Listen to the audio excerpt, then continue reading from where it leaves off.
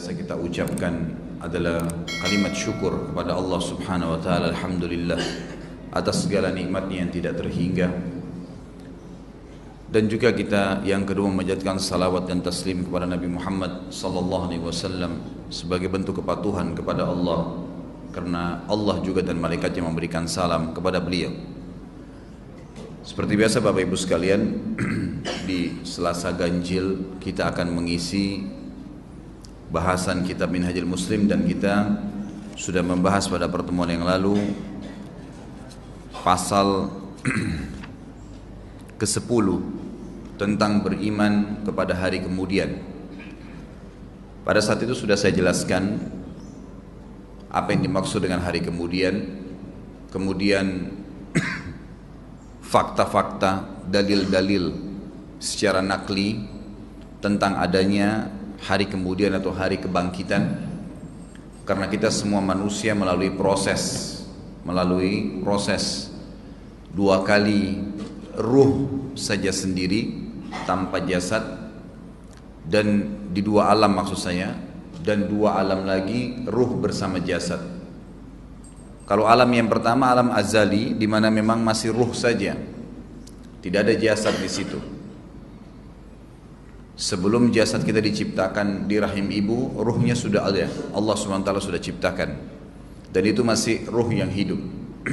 Tentu kita tidak teringat apapun di sana, karena memang dengan hikmah Allah Subhanahu wa taala, setelah ruh ditiupkan ke jasad, barulah manusia itu bisa melihat, bisa berpikir, dan seterusnya. Dan tidak ada dalil menjelaskan tentang bagaimana ruh pada saat itu, tapi ada ayat Al-Quran yang menitik beratkan tentang adanya alam itu. Pada saat Allah SWT berfirman kepada ruh-ruh ini semua, A'udzubillahi minasyaitonirrajim, alastu birabbikum qalu bala syahidna, al-ayah. Pada saat itu Allah berfirman kepada seluruh ruh dan berkata kepada mereka, bukankah aku Tuhan kalian? Mereka mengatakan iya, dan kami menjadi saksi terhadap hal tersebut. Kemudian alam yang kedua yang kita hidupi sekarang, alam bumi, dan ini bergabung antara jasad dan ruh. Alam yang ketiga, alam barzah, di mana ruh kembali hidup sendirian. Jasadnya akan dimakan oleh tanah, ruhnya yang menghadapi alam barzah. Lalu kemudian kita dibangkitkan lagi hari kiamat, keduanya digabung lagi antara jasad sama ruh, tapi jasadnya jasad baru. Jasadnya jasad baru. Nah, akan saya lebih jelaskan lebih jauh masalah itu. Intinya saya pernah menjelaskan pada pertemuan yang lalu tentang adanya bukti-bukti hari kebangkitan, dalil-dalil dari Al-Quran yang dimana Allah Subhanahu wa taala menyampaikan masalah hal tersebut. Kemudian juga saya sudah sempat menjelaskan tentang tanda-tanda hari kiamat kecil. Adanya kiamat akan terjadi, dan sebelum terjadi kiamat peniupan sangkakala ada tanda-tanda, dan kita sudah sempat menjelaskan ada tanda-tanda kecil yang sangat banyak, dan sekarang ini jelas-jelas di depan mata kita. Yang paling nyata sekarang di depan kita adalah khamr dikonsumsi dan diubah namanya sehingga menjadi halal. Saya kasih contoh, obat batuk sekarang sudah pakai alkohol, makanan kue-kuean pakai alkohol, semua haram. Khamr, dari mana penghalalannya? Tapi diganti namanya, ini kan kue, ini kan obat, ini kan ini, dan ini kan itu, segala macam diganti. Padahal khamar itu semua alladhi yukhammirul akal, semua yang mengubah akal manusia keluar dari abnormal, dari normalnya. Dia serbuk kah, cairan kah, apa saja, kue, serbuk, obat, apa saja masuk dalam khamar, bukan cuma bir saja. Begitu pula banyaknya laki-laki menyerupai perempuan, perempuan menyerupai laki-laki. Berapa banyak sekarang? Bahkan ada nikah sesama jenis. Orang-orang yang tadinya dilaknat oleh Allah SWT, kaum Lut, kaum lesbian, kaum homoseksual, sekarang malah diorbit karena tanda hari kiamat. Zina merajalela di sana sini. Sekarang tempat zina pakai lampu terang, diskotik, karaoke, semuanya ajang zina. Enggak kok, saya ke karaoke sama keluarga saya. Baik, yang lain selain Anda yang datang di sana ditemani oleh perempuan penghibur di situ, ngobrol, bukankah terbuka pintu perzinahan? Yang di atas namakan zina sekarang ini hiburan. Allah sudah bilang wala taqrabuz zina, jangan dekati zina. Artinya teleponnya nggak boleh, SMS-nya nggak boleh, melihatnya nggak boleh, dengarnya nggak boleh, sentuhnya nggak boleh. Terakhir nanti baru kemaluan. Sama saja berarti semuanya itu pintu zina. Diganti namanya hiburan, tanda-tanda hari kiamat. Dan sudah nyata depan mata kita. Kalau zaman dulu orang masih sembunyi-sembunyi perzinahan, sekarang pelangnya pakai neon box terang. Bahkan orang mengorbit dirinya, nulis namanya, nomor teleponnya, dan seterusnya. Dan saya sudah jelaskan juga pertemuan yang lalu tentang malhamah kubra. Tanda-tanda kiamat kecil yang terakhir nanti adalah terjadinya peperangan besar antara kaum muslim dan kaum Nasrani. Dan panjang lebar sudah saya sampaikan riwayatnya, saya tidak ulangi lagi. Pada malam ini kita masuk ke tanda-tanda kiamat besar.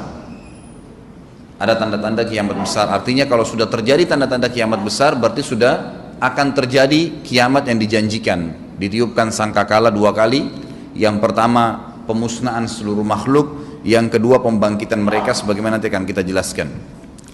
Nabi Muhammad SAW menjelaskan dalam hadis riwayat Muslim nomor 2901.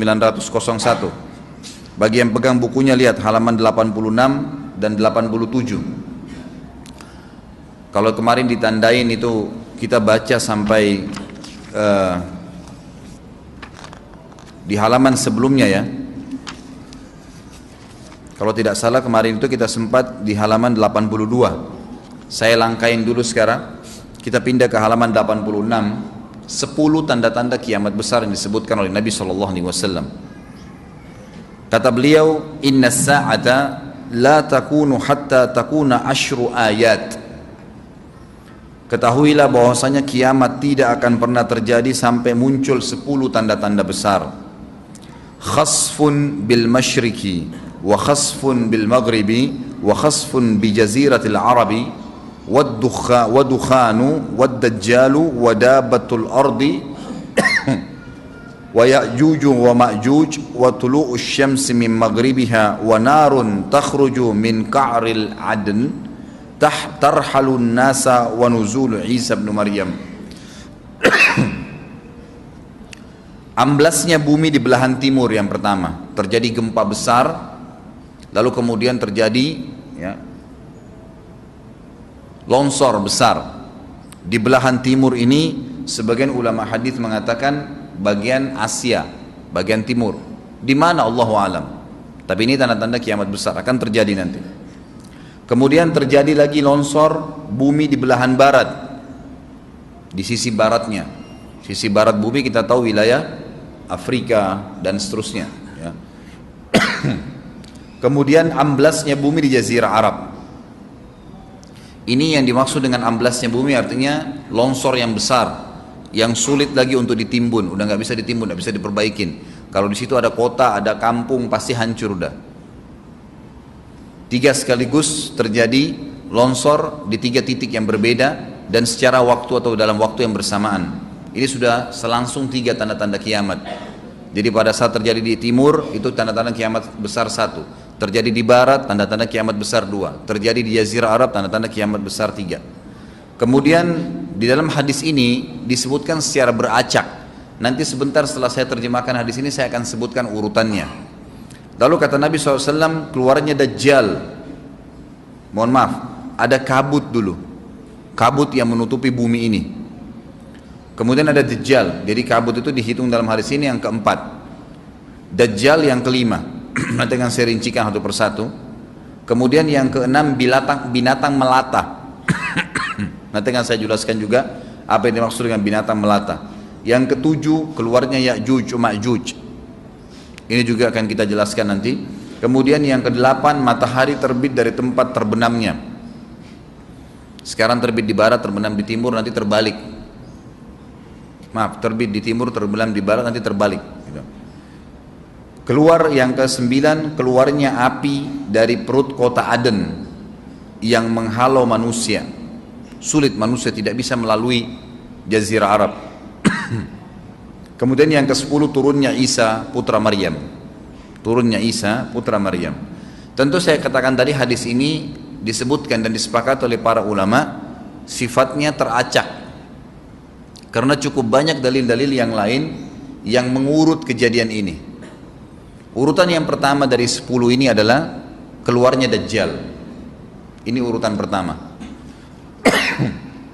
Dajjal, jemaah sekalian, adalah diambil dari kata-kata Dajjalah yang berarti kekacauan. Dajjal ini akan keluar nanti dari negeri Persia, sebuah kota dalam hadis sahih dikatakan dari wilayah namanya Yahudia. Allahu alam apakah dia dari turunan Yahudi atau bukan, tapi yang jelas Dajjal nama orang dipastikan disebutkan namanya dan cirinya. Dan dia akan diikuti dari wilayah Yahudia tadi, di wilayah Khurasan, kalau sekarang wilayah Iran, negeri Iran sekarang. Diikuti dengan 70.000 dari orang-orang Yahudi Khurasan. Dia akan keluar membuat kerusakan selama 40 hari. Kata Nabi SAW, 40 hari itu sehari seperti setahun, sehari lagi yang kedua seperti sebulan, hari yang ketiga seperti sepekan, dan sisa harinya seperti hari kalian. Ulama hadis mengatakan yang dimaksud adalah sehari pertama seperti setahun, memang setahun maksudnya. Jadi Dajjal akan buat kerusakan setahun, 2 bulan, 2 pekan. Dia akan keliling muka bumi semuanya, dan kata Nabi SAW, seluruh bumi ini akan dimasuki oleh Dajjal. Tidak tertinggal satu lorong, gang, jangankan kota atau desa, kecuali Dajjal akan masuk ke dalamnya, kecuali Madinah dan Mekah. Tidak bisa dimasuki oleh Dajjal. Kata Nabi SAW dalam hadis sahih, karena di setiap pintu gerbang Mekah dan Madinah malaikat menghenuskan pedangnya dan menghalau Dajjal sehingga Dajjal tidak bisa masuk. Ciri-ciri Dajjal disebutkan dalam banyak hadis yang sahih adalah mata kanannya yang paling pertama rusak seperti anggur kering. Kata Nabi SAW dalam hadis sahih, ketahuilah Dajjal buta mata kanannya dan Tuhan kalian tidak buta, karena dia akan mengaku sebagai Tuhan. Mungkin Bapak Ibu tanya, bagaimana bisa orang mau mengikuti dia? Karena dia diberikan kelebihan sama Allah SWT. Dalam hadis sahih juga disebutkan kalau dia masuk ke dalam sebuah tempat, lokasi, wilayah, dan dia mengaku sebagai Tuhan, orang-orang ikutin, maka wilayahnya jadi subur, peternakannya jadi banyak, hujan turun dari langit, tanaman-tanaman mereka jadi subur. Memang fitnah, Allah turunkan tanda-tanda hari kiamat. Kalau wilayah itu tidak beriman kepada dia sebagai Tuhan, maka jadi kering, tandus, cobaan dari Allah Subhanahu wa ta'ala. Makanya kata Nabi SAW disebutkan cirinya Dajjal mata kanannya rusak dan seperti anggur yang rusak, ya. Kemudian dia orangnya memiliki kulit yang kehitam-hitaman serta memiliki dahi yang lebar. Setiap orang beriman bisa membaca di dahinya tertulis 3 huruf, kafara. Semua orang yang ngerti tulisan Arab, tidak ngerti tulisan Arab akan bisa tahu dan baca itu. Di dahinya tertulis naudzubillah kafara, kufur. Semua orang muslim, orang beriman bisa baca itu. Rambutnya keriting dan orangnya tinggi besar. Dia akan mengaku sebagai Tuhan, dan Dajjal akan diikuti kata Nabi SAW dengan pohon, dengan gunung, bergunung-gunung makanan. Allahu alam maksudnya bergunung-gunung ini seperti apa, tapi Dajjal kemungkinan besar memiliki banyak sekali persiapan yang dia akan berikan kepada wilayah-wilayah yang beriman kepadanya. Kata Nabi SAW, kalau kalian dengar Dajjal keluar di satu lokasi, maka menghindarlah, walaupun kalian harus lari ke gunung, tapi kalau seseorang di antara kalian bertemu dengannya, maka kokohkanlah, artinya kuatkanlah iman kalian walaupun kalian harus dibunuh. Dajjal ini memiliki di tangan kanannya api, kelihatan besar, Allahu alam di telapak tangan atau di sebelah kanan tubuhnya. Kemudian di sebelah kirinya itu memiliki air yang sejuk seperti sebuah lautan yang luas. Sebagian ulama hadis mengambil hadis ini dengan letter-letternya, artinya dia memang punya api yang sangat besar untuk menghukum orang-orang yang tidak beriman pada dia, dan dia memiliki sungai yang atau lautan yang luas, airnya sejuk dan dingin bagi orang yang ikut kepada dia. Kata Nabi SAW, kalau kalian ditangkap oleh Dajjal, hadis begini, kalau kalian dengarkan Dajjal, carilah tempat yang jauh dan jangan seseorang di antara kalian berkata, imanku kuat, aku akan menghadapinya. Karena bisa saja dia mengatakan itu, ternyata pada saat ketemu dia jadi pengikutnya. Tapi kalau kalian bertemu, kokohkanlah pendirian kalian dan yakinlah Dajjal, ya, di tangan kanannya ada api dan di tangan kirinya ada lautan. Kalau kalian tertangkap, maka pilihlah yang di tangan kanannya, yang api, dan ucapkanlah bismillah. Pada saat kalian pun harus dilemparkan ke api itu, ketahuilah api tersebut adalah lautan yang dingin. Terbalik, air yang dingin di tangan kirinya sebenarnya itu adalah api neraka yang panas. Maka kita diajar oleh Nabi SAW. Dajjal terus aja banyak pengikutnya, akan diekspos. Seperti kita tahu sekarang, luar biasa bagaimana media dalam sekejap saja sudah bisa tersebar di sana sini beritanya. Kata sebagian ulama yang menanggapi fasilitas media kita di zaman sekarang mengatakan, kemungkinan besar memang Dajjal ini akan terekspos sangat cepat karena adanya media kayak kita sekarang. Cepatnya dia keliling muka bumi ini, setahun, 2 bulan, 2 pekan sudah semua bumi ini dilingkari, didatangin, karena memang sekarang fasilitas pesawat ada, transportasi mudah. Dan memang ada salah satu hadis yang dihasankan oleh para ulama, salah satu tanda-tanda hari kiamat adalah adanya besi yang berterbangan yang menjadi tunggangan manusia. Sekarang ada pesawat, ada kereta api, ada mobil. Nah, itu ada hadisnya, termasuk tanda-tanda hari kiamat. Dajjal nanti akan masuk ke Mekah dan Madinah, akan tiba di Mekah dan Madinah, tapi yang dibahas dalam hadis adalah di kota Madinah. Mohon maaf. Lalu kemudian dia mau masuk tapi tidak bisa dihalang, maka dia naik ke atas sebuah gunung yang tinggi bersama pengikutnya. Lalu dia berkata kepada para pengikutnya, apakah kalian lihat istana yang putih itu? Maksudnya melihat ke Masjid Nabawi. Lalu berkata para pengikutnya, iya tentu saja.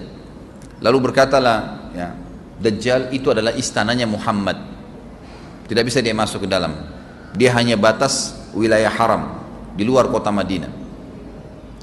Maka kata Nabi SAW, Dajjal pun menepukkan telapak kakinya ke bumi di luar kota Madinah, maka terjadilah gempa di kota Madinah, dan keluar dengan gempaan tersebut semua orang yang munafik, karena orang kafir nggak ada di Madinah.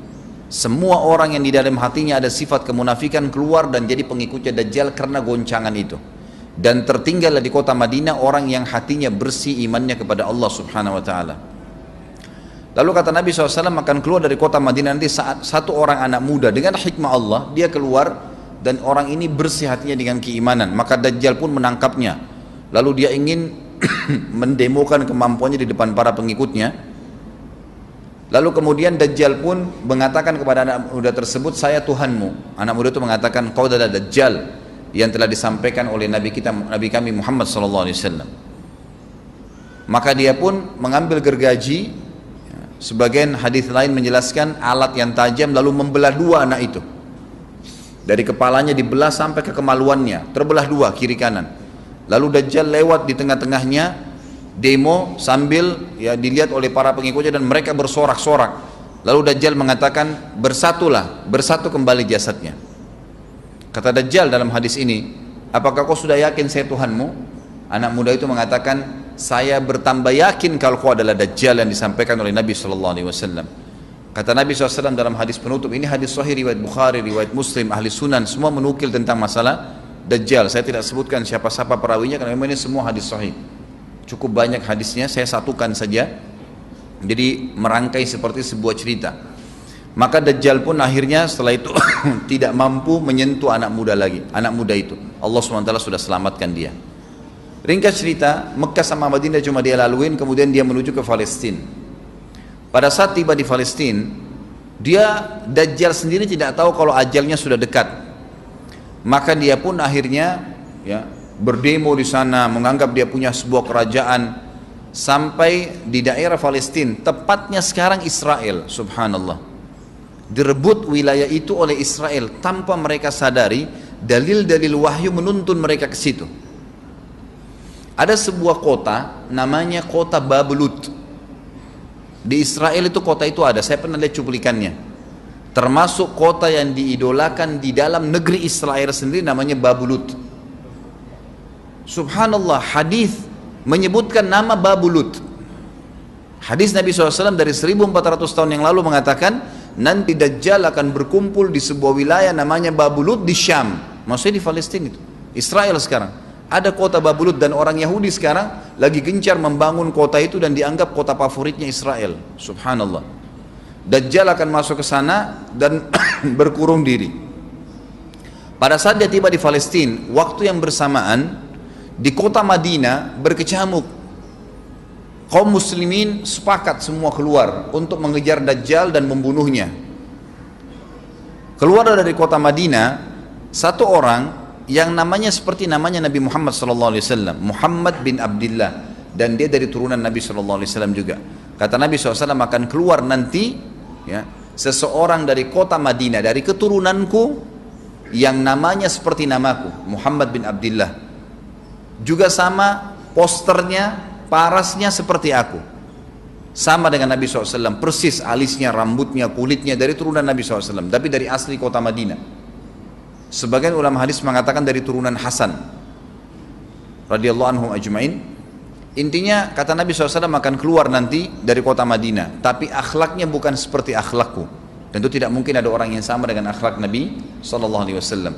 Kata Nabi SAW, Allah mengubah dia dalam sehari semalam. Tiba-tiba berubah menjadi orang baik dalam sehari semalam, jadi orang faham agama. Lalu orang-orang pun akan datang kepadanya dari masyarakat Madinah berkata, engkau adalah turunan Rasulullah SAW, pimpinlah kami berperang melawan Dajjal. Maka dia pun menolak. Dia menolak awalnya, kemudian dia menuju ke Mekah diikutin dengan 300 orang pertama dari kota Madinah. Sampai di Mekah, setelah selesai dia tawaf, maka seluruh muslimin menunjuknya sambil mengatakan, engkau harus memimpin kami. Dan orang ini punya julukan Mahdi, dikenal dengan Imam Mahdi. Inilah tanda-tanda kiamat yang kedua. Setelah Dajjal keluar, buat kerusakan di muka bumi tadi selama 40 hari itu atau setahun lebih, kemudian keluarlah tanda-tanda kiamat kedua pada saat dia sudah tiba di kota Babulud di Israel. Keluarlah si Mahdi ini. Pada saat dia tiba di Mekah, dibaiatlah oleh banyak kaum muslimin, tidak disebutkan jumlah pasukannya, maka terbentuklah pasukan jihad yang mengejar Dajjal menuju ke Palestina. Lalu keluar tanda-tanda kiamat tiga, langsung berentetan semua. Makanya ulama mengatakan tanda-tanda kiamat kecil itu antara satu sama yang lain ada jarak-jaraknya. Tapi kalau tanda-tanda kiamat besar sekali datang, maka datang semua, gitu kan. Walaupun memang ada masa, gitu kan, ada masanya. Tanda-tanda kiamat besar yang ketiga adalah pada saat pasukan Imam Mahdi dengan pasukan jihad itu tiba di Darul Baydha namanya, menara kota putih yang ada menara putihnya, dan itu sekarang di negeri Syam, tepatnya di Damaskus, ibu kota Syria. Sebagian ulama mengatakan Masjid Jami' Syam, karena memang menaranya berwarna putih. Hadis menyebutkan di menara itulah, di masjid itulah Imam Mahdi mampir sholat asar bersama pasukannya, dan sudah dekat Syam, negeri Syam, masuk di dalamnya wilayah itu adalah Israel, ya sekarang Palestina, kemudian Syria, dan ini masjid ada di Syria, di Damaskus. Pada saat itulah datang tanda-tanda kiamat besar yang ketiga, yaitu turunnya Nabi Isa alaihissalam. Kata Nabi SAW dalam hadis Bukhari, hadis Muslim, hadis Sahih semuanya, dikatakan Isa alaihissalam akan turun sambil memegang kedua sayapnya malaikat, dan dari rambutnya yang basah meneteskan air. Pegang sayap malaikat turun, dan semua muslimin waktu itu menyaksikan, yang masih hidup zaman itu menyaksikan, dan ini wahyu, penyampaian, pasti terjadi. Maka dia pun turun, lalu kemudian dia masuk, dan orang-orang pada saat itu mengenalnya kalau dia adalah Isa, dan mereka sudah tahu ini masanya, turunnya, keluarnya Dajjal, ini Mahdi sudah ada, mereka tahu akan turun Isa, sudah ada informasi, seperti saya sampaikan ke Bapak Ibu sekarang, itu muslimin di zaman itu sudah tahu semua. Maka Isa pun alaihissalam waktu itu dipersilakan oleh Mahdi untuk jadi imam, maka dia pun mengatakan tidak, imam dari kalangan kalian. Dan kata Nabi SAW, ini kemuliaan bagi umat ini karena Nabi sholat di belakang umat ini. Semestinya kalau ada Nabi, pasti Nabi yang jadi imam, tidak mungkin digantikan oleh manusia biasa. Tapi waktu itu Imam Mahdi menjadi imam dan Nabi Isa sholat di belakangnya. Perlu anda tahu juga hadis Nabi SAW yang sahih yang berbunyi, kalau Musa dan Isa hidup di zaman aku sudah diutus, niscaya keduanya akan jadi pengikutku. Jadi memang kena kebenaran agama ini dibawa oleh Nabi SAW. Baik, sholatlah mereka, kemudian mereka menuju ke Palestina. 3 tanda-tanda kiamat sekaligus terjadi. Pada saat menuju ke Palestina, tiba di pintu gerbang Babulut. Dan di wilayah Babulut ini, kata Nabi SAW, nanti Isa akan masuk dan membunuh Dajjal. Dan setelah membunuh Dajjal, maka seluruh pengikut Dajjal dari kaum Yahudi akan bersebaran sembunyi di bawah batu dan pohon, di atas batu dan di bawah pohon. Semuanya batu dan pohon itu akan berbicara kepada setiap pasukan mujahidin, berkata, wahai muslim, ini Yahudi di atas saya atau di bawah saya. Batu bilang ini Yahudi yang sembunyi, yang pohon mengatakan, wahai muslim, ini Yahudi, bunuhlah dia. Maka dibunuhlah orang-orang Yahudi tersebut yang menjadi pengikut Dajjal oleh kaum muslimin, kecuali satu pohon, namanya pohon Garqat. Pohon Garqat ini pohon yang daunnya kadang-kadang agak kering dan ada duri-duri, ya, batangnya ada durinya. Subhanallah, pohon ini dikenal dengan pohon Yahudi karena satu-satunya pohon yang tidak akan bicara nanti adalah pohon ini. Dan apakah Bapak Ibu sudah tahu sekarang pemerintah Israel besar-besaran menanam pohon itu? Subhanallah. Kalau Anda lihat di berita tentang apa yang sekarang ditanam di negeri Israel orang Yahudi, maka yang paling banyak adalah pohon Garqat. Bahkan cuplikan yang saya lihat tentang Babulut itu pohon Garqatnya sudah sangat besar-besar, diameter sudah 3 meter 4 meter ke atas. Mereka sangat tahu tentang hadis ini. Tapi memang orang Yahudi, sebagaimana Ibnu Abbas katakan radhiyallahu anhuma, beliau mengatakan firman Allah SWT tafsirnya surah Al-Fatihah, ghairil maghdubi alaihim, bukan orang-orang yang kau murkahi ya Allah, ihdinas siratal mustaqim, tunjukkanlah kami jalan yang lurus, siratal ladzina an'amta alaihim, jalan orang-orang yang telah kau berikan petunjuk, maksudnya orang-orang yang beriman. Ghairil maghdubi alaihim, bukan orang yang kau murkahi. Kata sahabat Nabi Ibnu Abbas radhiyallahu anhu adalah orang-orang Yahudi. Allah murka sama mereka karena mereka tahu kebenaran tapi mereka tidak mau ikutin. Itu cirinya orang Yahudi. Bahkan Allah mengatakan tentang mereka terhadap Nabi SAW, ya'rifuna kama ya'rifuna abna'ahum. Mereka mengenal Muhammad SAW sebagaimana mereka mengenal anak-anak mereka sendiri. Jadi orang Yahudi tahu.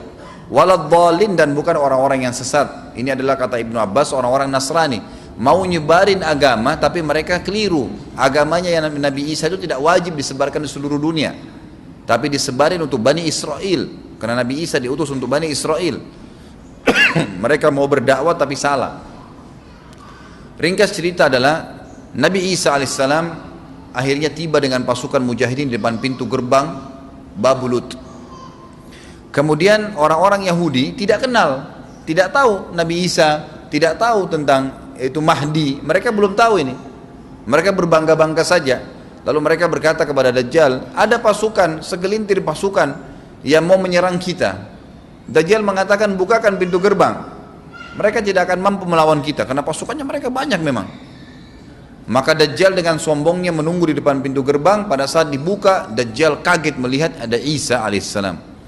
Dan pada saat itu kata Nabi SAW, Dajjal faham kalau sudah tiba ajalnya. Begitu melihat Isa alaihissalam, dia lari dan badannya sambil meleleh di depan para pengikutnya. Lalu Isa alaihissalam mengejarnya, mengatakan, wahai musuh Allah, saatnya kau akan menemui ajalmu. Lalu ditusuklah dengan tombak emas di antara dua matanya, maksudnya di dahinya, ditusuk oleh Isa alaihissalam dan matilah Dajjal. Pada saat Dajjal mati, pengikutnya pada ketakutan semua. Mereka anggap Dajjal Tuhan, mereka anggap Dajjal orang yang perkasa lah, orang yang kebal lah, beragam macam kelebihan. Mereka kaget pada saat mati, maka bertebaranlah mereka dan akhirnya mereka sembunyi di bawah pohon dan batu, di atas batu. Kemudian seperti saya katakan tadi, hadis menjelaskan batu dan pohon akan memberikan penjelasan, hai muslim, ini Yahudi, bunuhlah. Maka dibunuhlah pada saat itu mereka.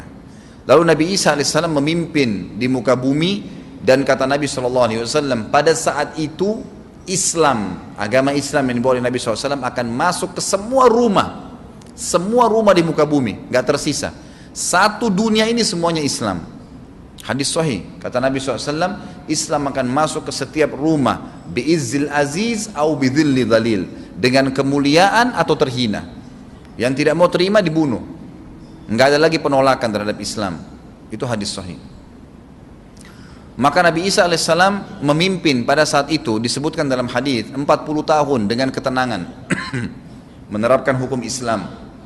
Kata Nabi SAW, bagaimana awal umat ini bisa sesat sementara aku yang pimpin? dan bagaimana akhir umat ini bisa sesat sementara yang pimpin mereka Isa dengan menjalankan hukum-hukumku. Jadi Nabi Isa alaihissalam nanti menerapkan Al-Quran seperti yang kita lakukan, sholat segala ini sudah selesai, dikerjakan semua. Dan dalam hadis lain dikatakan Isa alaihissalam akan menghancurkan semua salib, membunuh semua babi. Enggak ada seekor babi pun hidup di muka bumi pada saat itu, semua salib dihancurkan. Dan yang menjadi tidak ada agama lain, semua Nasrani, Yahudi, Hindu, agama apa saja habis semuanya. Semuanya beriman kepada Allah subhanahu wa ta'ala dan menjadi muslim. Setelah itu keluar tanda-tanda hari kiamat besar yang keempat, yaitu keluarnya Ya'juj dan Ma'juj. Ya'juj dan Ma'juj adalah dua nama suku dari turunan Adam, sama dengan kita manusia. Nabi SAW sebutkan ciri-ciri mereka.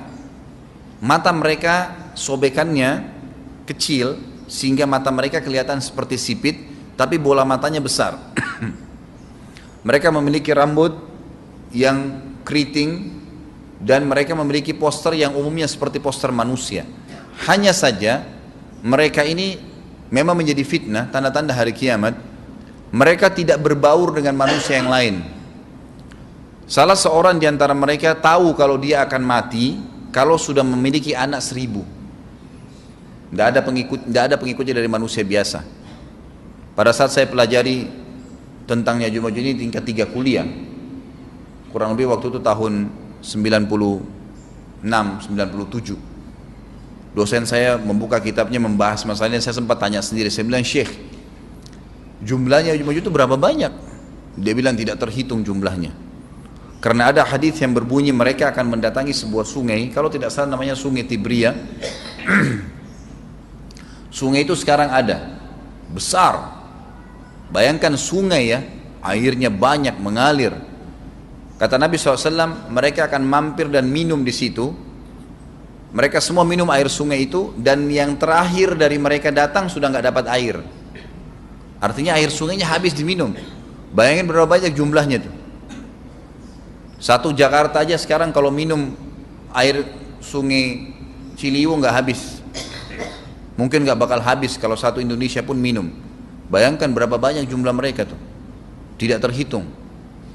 Nanti kan kita bacakan ayat-ayatnya tentunya. Banyak sekali ayat berhubungan dengan masalah itu. Tapi yang jelas pada saat itu Nabi SAW mengatakan Allah berfirman kepada Isa, berkata, wahai Isa, aku akan mengeluarkan hamba-hambaku yang tidak ada seorang pun dari kalian bisa mengalahkannya, termasuk Isa alaihissalam, nggak bisa mengalahkan. Maka selamatkanlah dirimu bersama dengan pengikut-pengikutmu ke Gunung Tur namanya. Gunung Tur ini ada di Palestina. Ya. Ini rata-rata nanti hari kiamat ini di Syam, banyak negeri Syam kita. Gitu kan? Maka Nabi Isa pun alaihissalam menyelamatkan diri dengan pengikutnya ke Gunung Tur yang diikuti sama orang-orang yang beriman. Lalu tentu yang bisa ikut yang terjangkau pada saat itu, karena dunia sangat luas. Maka yang tidak sempat ikut dengan Nabi Isa alaihissalam, mereka dibunuh oleh Ya'juj Ma'juj. Allah subhanahu wa ta'ala memberikan ciri khas mereka, artinya cirinya mereka ini, mereka dihimpit di sebuah gunung. Di surah Al-Kahfi dijelaskan oleh Dzulkarnain. Dzulkarnain khilaf antara ahli sejarah mengatakan dia nabi atau dia orang saleh. Tapi Allahu alam, saya cenderung dengan pendapat yang mengatakan dia adalah seorang nabi. Karena Allah SWT angkat ceritanya dalam Al-Quran. Dan Allah berikan dia banyak mukjizat. Di antaranya mukjizatnya adalah menahan Ya'juj Ma'juj waktu itu ingin membuat kerusakan di zamannya dia dulu. Jadi memang Ya'juj Ma'juj ini ciri khasnya, kata Nabi SAW, mereka memakan apa saja, batu, kalau hewan-hewan itu kalah jengking sama ular, binatang-binatang buas, harimau, mereka makan semua. Jadi bukan seperti manusia normalnya. Mereka membunuh semua yang bukan seperti mereka. Mereka buat kerusakan. Sampai-sampai kata Nabi SAW tidak ada yang bisa mengalahkan mereka dan jumlah mereka sangat banyak. Salah seorang di antara mereka tahu dia akan mati kalau sudah punya 1000 anak. Dan tidak menikah dengan umumnya orang. 2 suku ini saja. Kata Nabi SAW dalam hadis Bukhari, kecelakaanlah bagi orang-orang yang ada di Jazirah Arab. Kemungkinan besar makna ini adalah tempat mereka dekat dengan Jazirah Arab. Sebagian, ada satu syekh dari Mesir, sekarang ada bukunya sama saya dan sudah terjemahan bahasa Indonesia, judulnya Ya'juj Ma'juj. Kalau Bapak Ibu mau beli bisa, ada judulnya Ya'juj Ma'juj, tapi saya lupa penerbitnya apa. Itu agak tebal, harganya mungkin sekitar 85.000 atau 100 ribuan lah maksimal. Itu khusus, dan beliau adakan penelitian, saya baca dan memang sangat konkret dan ilmiah. Beliau mendatangkan fakta kalau tempat Ya'juj Ma'juj yang disebutkan dalam Al-Quran itu ada di Cina, tembok Cina. Jadi seperti yang disebutkan dalam Al-Quran, dua gunung yang disatukan, di antara celah gunung itu ditaruh tembaga-tembaga. Pernah pemerintah Cina mendapatkan ada celah dari tembok Cina itu yang bolong, waktu mereka mau tempel bolongan itu dengan batu tanah yang mereka biasa taruh sekarang, ternyata di dalam itu ada tembaga yang mengeras, dan seperti disebutkan dalam Al-Quran, di mana Zulkarnain mempertemukan antara besi-besi yang ditumpuk lalu dipanasi, dibakar sehingga menjadi meleleh, kemudian disirami lagi dengan timah yang meleleh juga dan dibiarkan kering sehingga menjadi tembok besi. Kata Nabi SAW, kecelakaan bagi orang-orang yang Jazirah Arab karena telah terbuka dari lubangnya Ya'juj Ma'juj sebesar ini. Udah kasih isyarat dengan jari ibu jari sama jari tengahnya, artinya mereka sudah bisa melihat keluar. Tetapi kata Nabi SAW, setiap hari mereka terus menggali gunung itu, berusaha untuk keluar. Pada saat mereka tiba di malam hari, mereka capek, mereka mengatakan besok kita lanjutin. Mereka bangun besok pagi, gunungnya kembali utuh lagi. Sampai nanti waktu di mana Allah izinkan mereka keluar. Pada saat mereka keluar, maka mereka akan mulai membuat kerusakan.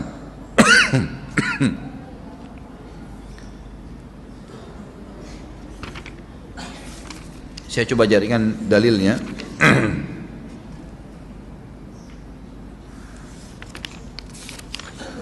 Tidak disebutkan sama beliau di sini, tapi memang ada tentang Ya'juj Ma'juj itu secara khusus.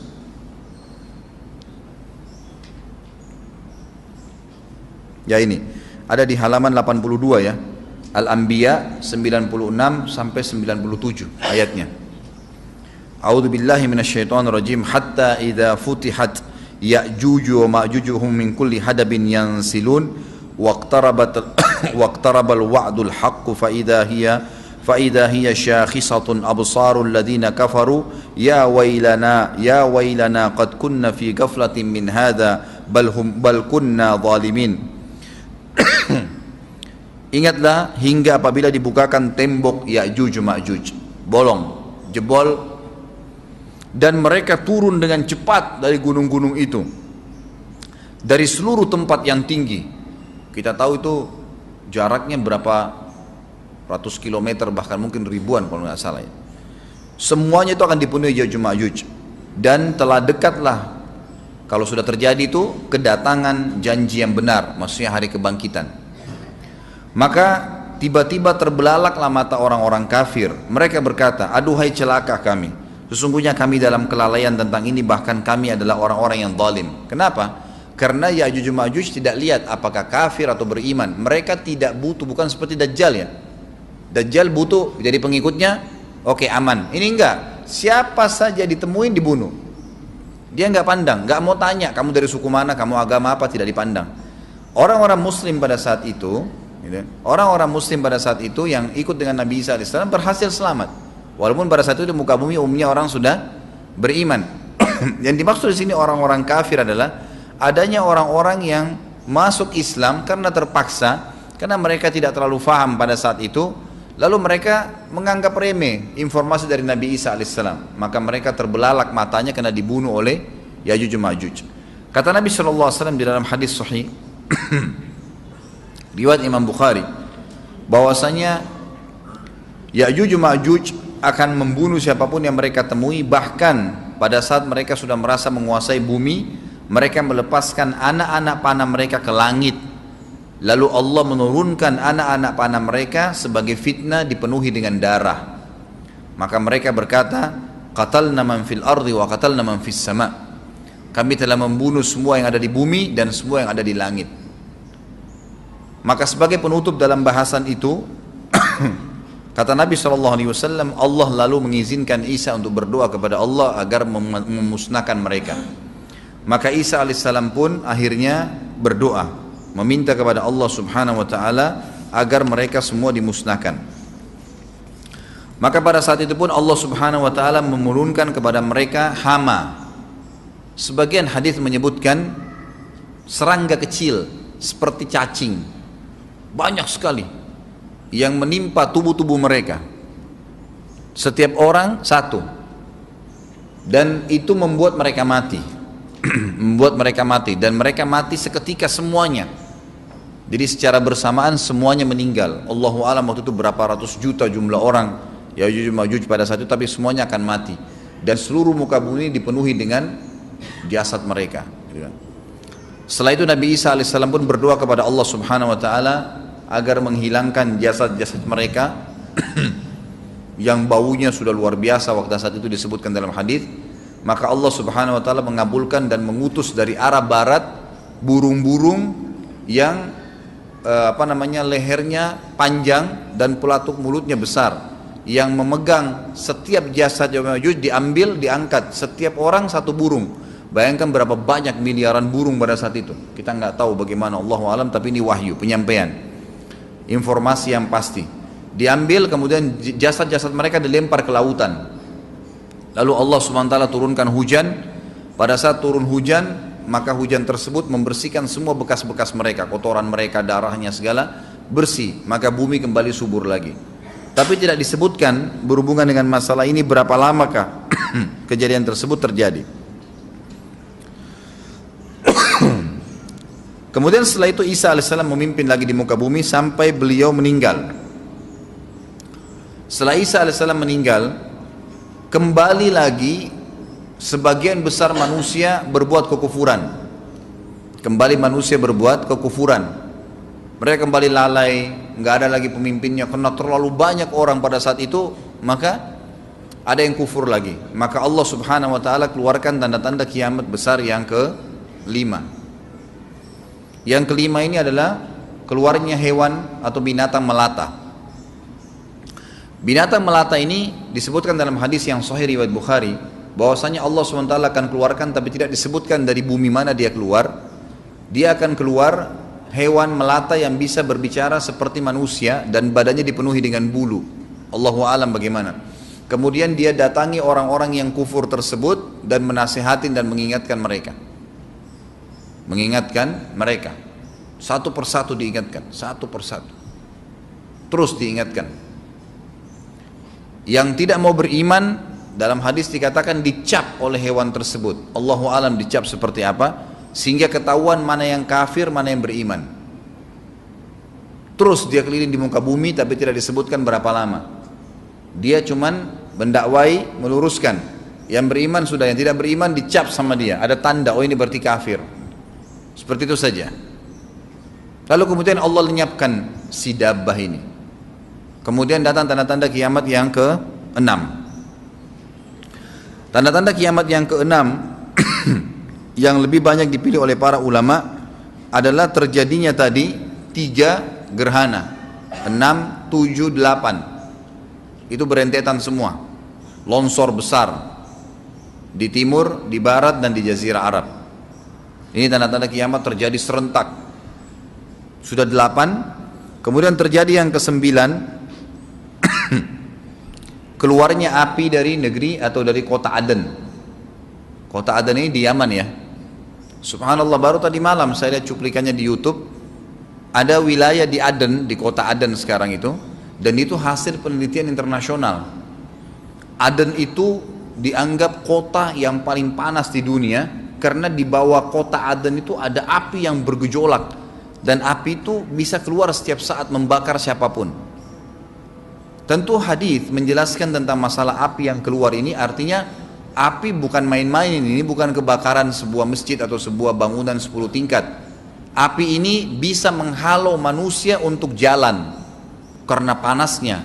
Sebagian riwayat menjelaskan api tersebut akan berdiri seperti gunung yang besar dan dari seluruh pelosok dunia bisa kelihatan. Kita bisa bayangkan bagaimana itu. Yang akhirnya akan menggiring atau menghalangi orang-orang untuk jalan, susah. Sebagian ulama hadis mengatakan mereka nggak bisa jalan, tidak bisa ada penerbangan, tidak bisa ada orang jalan karena panasnya bumi ini dari api tersebut. Dan subhanallah, tadi malam saya lihat cuplikannya, Bapak Ibu bisa ketik kalau tidak salah atau ditulis di YouTube itu api di kota Aden, dan itu diambil gambaran amatir ya, orang mengambil sendiri itu. Jadi ada beberapa wilayah tanah di wilayah Aden itu memang asapnya keluar, dan pada saat dikorek di bawah itu memang api, bara api yang besar, dan itu memang kemungkinan besar akan keluar satu waktu, Allahu alam kapan. Tapi tanda-tanda kiamat. Dan yang terakhir tanda-tanda kiamat sebelum ditiup sangkakala adalah terbitnya matahari dari tempat terbenamnya. Dan ini sudah terakhir sekali. Makanya kata Nabi SAW, taubat akan diterima sebelum matahari terbit dari tempat terbenamnya. Artinya selama yang lain itu masih ada, masih bisa taubat. Kalau sudah itu sudah sulit. Ini tanda-tanda kiamat. Sebagian ulama menambahkan, ada yang mengatakan sudah masuk waktu. Baik, ini saja, kalimat ini saja saya sampaikan. Nanti baru kita break sholat. Habis itu seperti biasa ada tanya jawab, silahkan setelah sholat sunnah ba'diyah. Sebagian ulama memasukkan tanda-tanda hari kiamat kecil, ada yang masukkan tanda-tanda kiamat besar. Ada dua hal. Yang pertama itu adalah keluarnya Dzu Suwakatain. Ada orang dari negeri Habasyah dikenal dengan Dzu Suwaka. Dzu Suwaka ini sak artinya betis. Diberikan julukan Dzu Suwaka karena betisnya sangat kecil, gitu kan? Betisnya sangat kecil. Orang ini, Bapak Ibu sekalian, kata Nabi SAW akan menghancurkan Ka'bah. Akan menghancurkan Ka'bah. Kata Nabi SAW, betisnya sangat kecil sampai diberikan julukan Dzu Suwakatain. Dan kata para ulama pada saat itu memang manusia sudah sunyi, nggak ada lagi yang datangin Ka'bah, orang-orang sudah lalai gitu kan. Keluarlah orang ini. Makanya sebagian ulama masukkan dia tanda-tanda kiamat sebelum terbitnya matahari dari tempat terbenam. Ditambahkan ini yang ke-11 atau ini yang ke-10, terbitnya nanti kiamat yang ke-11. Maka dia akan mencabut, kata Nabi SAW, dia akan mencabut batu-batu Ka'bah satu persatu sampai rata dengan tanah. Dan saya sedang dilihatkan oleh Allah sekarang bagaimana pada saat dia mencabut batu itu. Hadis sahih riwayat Bukhari Muslim. Yang terakhir, yang kedua, yang berhubungan juga dengan tanda-tanda kiamat, ada yang memasukkan kiamat kecil, tapi ini lebih dekat dengan kiamat besar. Orang yang terakhir meninggal itu adalah orang dari asli suku Madinah yang sedang mengembala kambing. Ini termasuk tanda-tanda kiamat. Kata Nabi SAW, orang yang terakhir meninggal dari kalian kalangan manusia, semua orang sudah mati, tinggal dia sendiri, tapi dia nggak tahu. Dia lagi mengembala kambing, kemudian dia masuk dengan gembalanya ke kota Madinah, ditemukan semuanya tidak ada kehidupan, nggak ada orang, nggak ada binatang, nggak ada apa-apa, tinggal dia sendiri. Pada saat dia meletakkan telapak kakinya di kota Madinah, maka pada saat itu dia meninggal. Dan inilah manusia terakhir meninggal sebelum ditiup sangkakala terakhir, gitu kan. Allahu alam. Ini yang kita bisa sampaikan. Insya Allah kita akan kembangkan dengan pertanyaan. Tapi mungkin sebelum pertanyaan, saya coba akan membahas beberapa dalil insyaallah setelah sholat ba'diyah nanti. Subhanakallahumma bihamdika asyhadu an la ilaha illallah astaghfirullah wa atubu ilaik. Wassalamualaikum warahmatullahi wabarakatuh. Assalamualaikum warahmatullahi wabarakatuh. Alhamdulillah wassalatu wassalamu ala Rasulillah. Berhubungan tadi tentang masalah dabbah, binatang melata yang akan dikeluarkan oleh Allah. Anda kalau mau lihat di rumah bisa dilihat dalam surah An-Naml ayat 82. An-Naml ayat 82 tentang masalah binatang melata yang akan dikeluarkan oleh Allah Subhanahu wa taala. Tentu tadi setelah matinya Ya'juj Ma'juj, matinya Nabi Isa alaihissalam. Baik, kita sekarang sudah selesai membahas tentang tanda-tanda hari kiamat. Dan tadi termasuk tanda kiamat besar sudah sampai terakhir saya jelaskan. Sekarang tinggal proses sebelum hari kiamat itu sendiri. Di dunia ini akan terjadi kiamat, artinya penghancuran oleh Allah Subhanahu wa taala. Itu Allah ceritakan di dalam surah Az-Zumar ayat 68 sampai ayat 70. Saya bacakan Az-Zumar ayat 68 sampai 70. A'udzu billahi minasyaitonir rajim wa nufikha fis-sur fasa'ika man fis samawati wa man fil ardi illa man syaa Allah thumma nufikha fihi ukhra fa idahum qiyamun yanzurun wa asyraqatil ardu binuri rabbiha wa wudi'al kitabu wa ji'a bin nabiyyin wasyuhada'i wa qudiya bainahum bil haqq wa hum la yudlamun wa ufiyat kullu nafsin ma amilat wa huwa a'lamu bima yaf'alun. Dan pada saat itu ditiuplah sangkakala. Israfil meniup sangkakala yang pertama, maka matilah semua yang di langit dan di bumi, semua yang di langit dan yang di bumi, kecuali yang Allah kehendaki. Kata para ulama tafsir, yang Allah kehendaki adalah Jibril, Mikail, Israfil. Mereka tidak akan mati, karena ini semua akan mati. Sementara nanti yang tiup sangkakala yang kedua Israfil juga, nggak mungkin dia mati di situ. Jadi semua di sini, ya, Allah musnahkan kecuali yang Allah inginkan. Kata ulama dari kalangan malaikat itu adalah Mikail, Jibril, Mikail, Israfil, 3 malaikat yang terkenal sebagai pemimpin para malaikat, dan 8 malaikat pemikul singgasananya Allah, ya, yang dikenal dengan Hamalatul Arsh. Kemudian seluruh yang ada penjaga-penjaga surga dan penjaga neraka.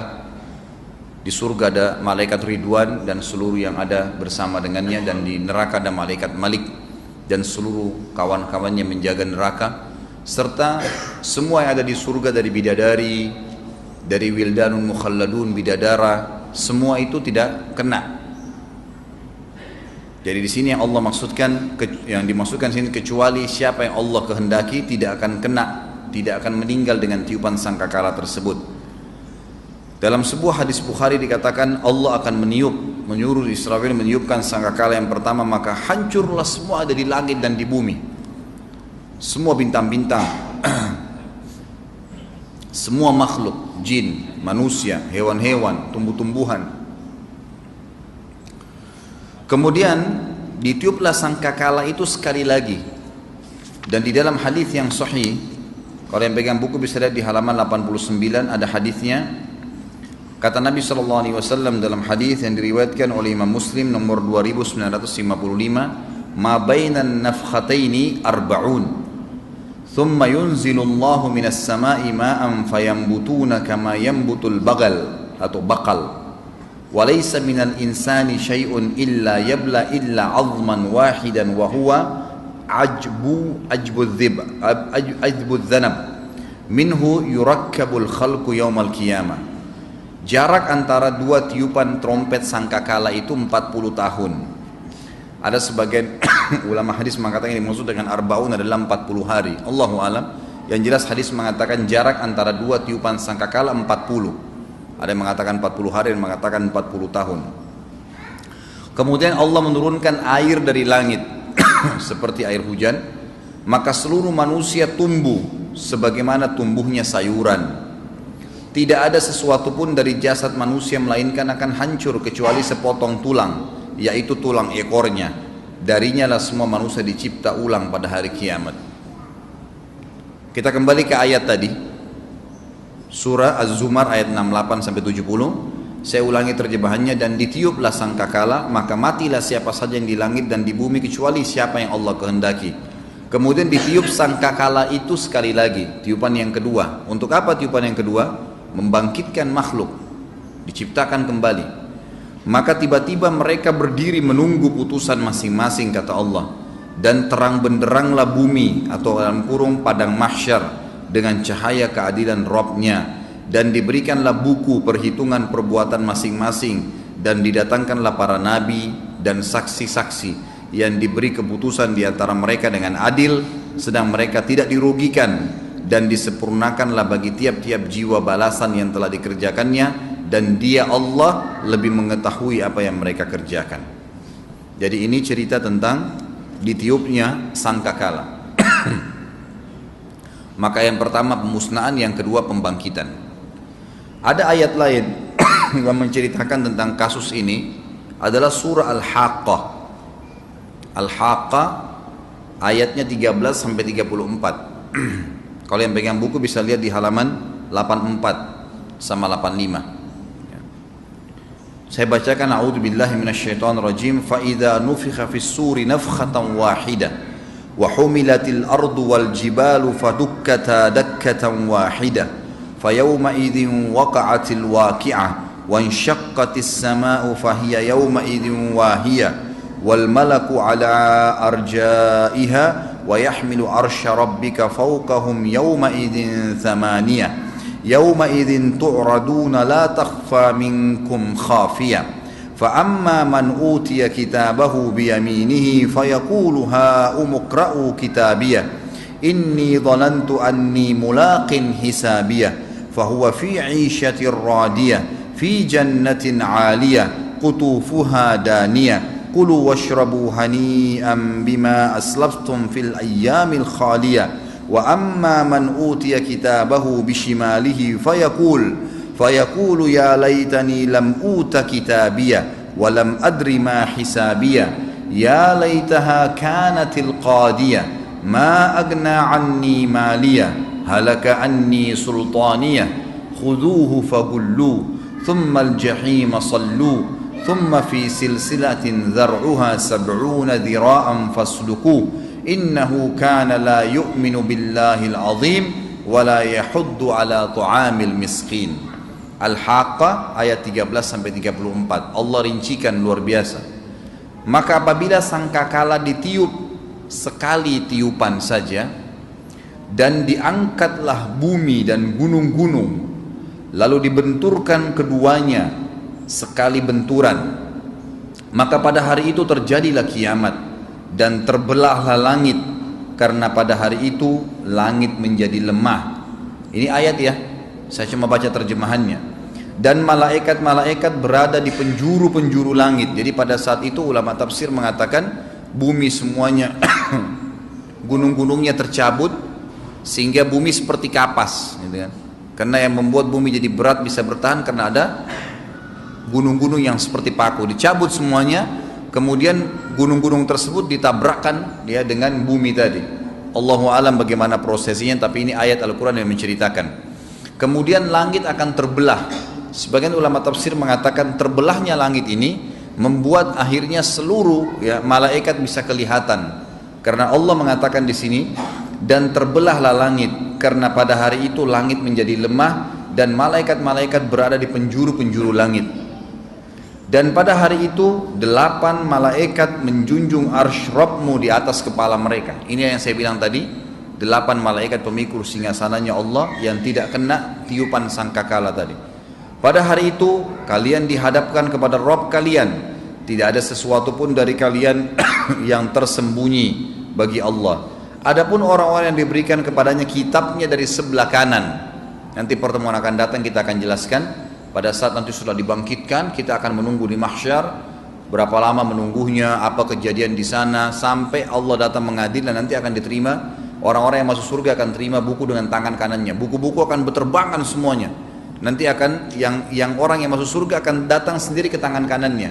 Orang yang masuk neraka akan datang bukunya ke tangan kirinya. Allah ceritakan, adapun orang-orang yang diberikan kepadanya kitab di sebelah kanan tubuhnya, di tangan kanannya, maka dia berkata, ambillah, bacalah kitabku ini. Sesungguhnya aku yakin bahwasanya sesungguhnya aku akan menemui hisab terhadap diriku. Maksudnya aku akan menuju ke tempat yang dijanjikan surga.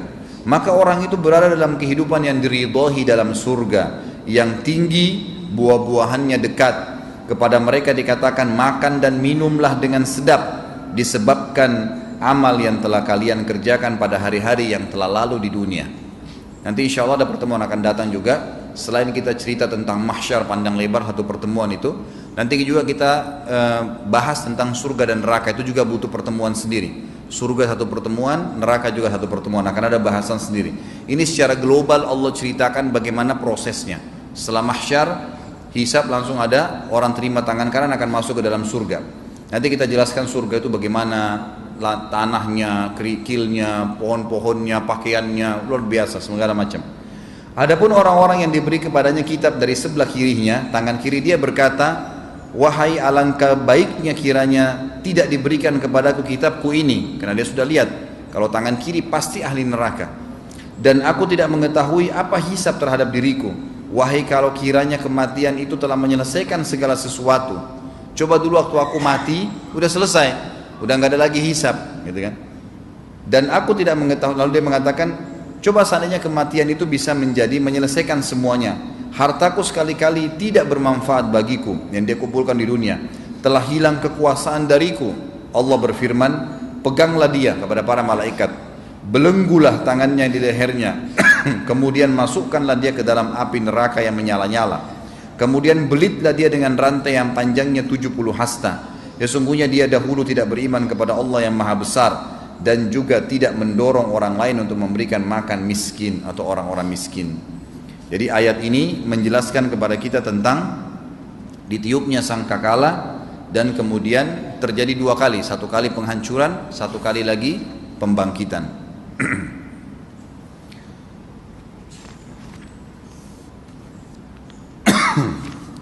Setelah itu jemaah sekalian,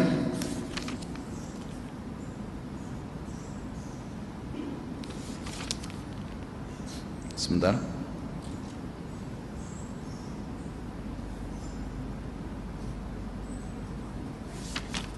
Ya.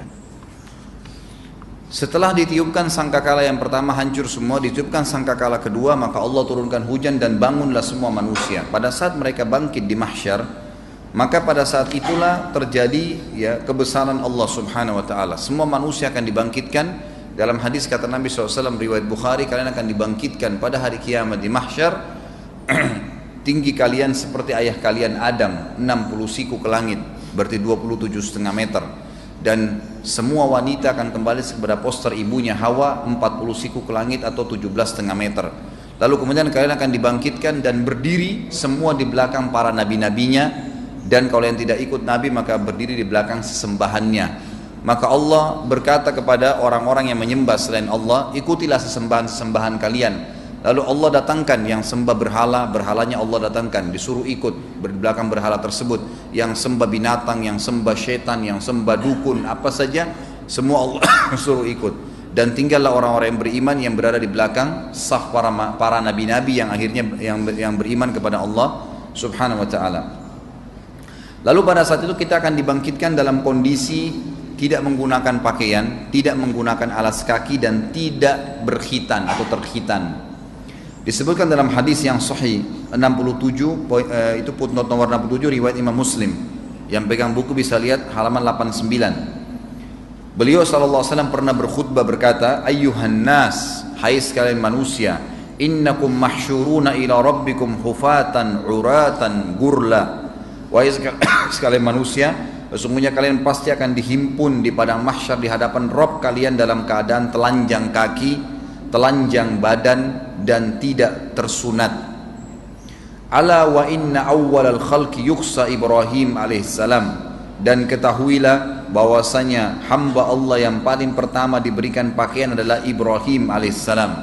Wa innahu sayuja'u birijalin min ummati, dan akan didatangkan nanti sekelompok orang dari umatku, fayu'khadhu bihim dhatas shimal, dan mereka diseret ke sebelah kiri, maksudnya akan dimasukkan ke dalam neraka. Fa'aqulu, lalu saya berkata, ya Rabbi ashabi, wahai Tuhanku, kayaknya mereka itu adalah sahabat-sahabatku. Fayaqulu innaka la tadri ma ahdathu ba'dak, sesungguhnya kau tidak tahu apa yang mereka lakukan sepeninggalmu. Kata para ulama hadis, dijabarkan oleh para sahabat yang memahami dari Nabi SAW hadis ini adalah orang-orang yang tadinya masuk Islam, kemudian mereka lemah, lalu mereka murtad setelah Nabi SAW meninggal.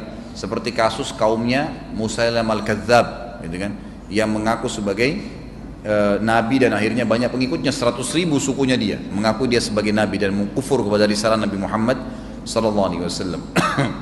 Jadi seperti itu akan dibangkitkan pada hari kiamat dalam keadaan seperti ini. Hadis Bukhari yang lain menjelaskan bahwasanya Nabi SAW berkata, kalian akan dibangkitkan ya dalam keadaan telanjang kaki, tidak menggunakan pakaian, dan juga ya tidak tersunat. Lalu Aisyah berkata, ya Rasulullah, kalau begitu orang akan saling lihat melihat. Kata Nabi SAW, wahai Aisyah, pada saat itu bukan seperti yang kau bayangkan. Setiap orang memikirkan keadaannya masing-masing. Setiap orang memikirkan keadaannya masing-masing. Saya kasih contoh rasional Bapak Ibu sekalian. Kalau seandainya terjadi kebakaran besar-besaran, atau longsor, atau banjir, Atau misalnya musuh lagi menyerang, kemudian ada di depan Anda orang yang berlarian tidak pakai pakaian, masih sempatkah kita muncul syahwatnya? Sudah tidak. Begitulah kurang lebih gambaran di mahsyar. Orang nggak bakal melihat lagi auratnya orang lain, udah nggak ada syahwat. Orang pikirin bagaimana menyelamatkan dirinya, sama sekali tidak ada lagi pikiran ke situ. Jadi kita harus paham kejadian tersebut bukan lagi kejadian seperti yang dibayangkan oleh banyak orang. Kemudian juga ada hadis Nabi SAW. Pernah suatu hari Aisyah radhiyallahu anha ingat tentang neraka lalu beliau menangis. Lalu Rasulullah SAW bertanya, "Ma yubkiki?" Ini di halaman 90 ya kalau yang pegang buku. Hadis sahih diriwayatkan oleh Abu Daud. Maaf, hadis hasan diriwayatkan Abu Daud. Apa yang membuat kau menangis wahai Aisyah? Qalat, Aisyah berkata, "Dzakartun nara fa bakaitu." Saya mengingat neraka dan siksaannya maka aku menangis. Fahal tadhkuruna ahlikum yaumal qiyamah? Saya ingin tanya ya Rasulullah, apakah kalian akan mengingat keluarga kalian di hari kiamat kelak? Artinya nanti suami ingat istri enggak pada saat itu?